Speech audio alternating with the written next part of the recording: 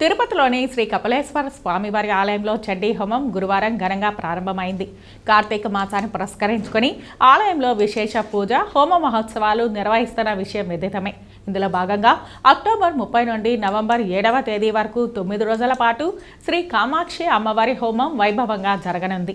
ఇందులో భాగంగా యాగశాలలో ఉదయం 9 గంటల నుండి మధ్యాహ్నం 12 గంటల వరకు పూజ, హోమం, చండీ హోమం, లఘు పూర్ణాహుతి, నివేదన, హారతి నిర్వహించారు.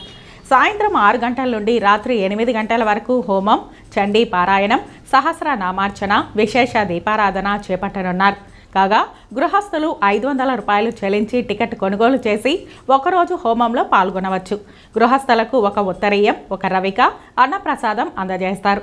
ఈ కార్యక్రమంలో TTD deputy EO Nagaratna, superintendent Chandrasekhar, ఆలయ అర్చకులు, ఇతర అధికారులు, విశేష సంఖ్యలో భక్తులు పాల్గొన్నారు.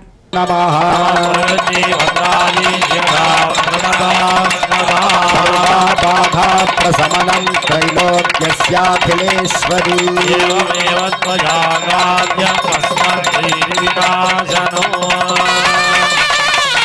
అనేన దివ్యమంగళ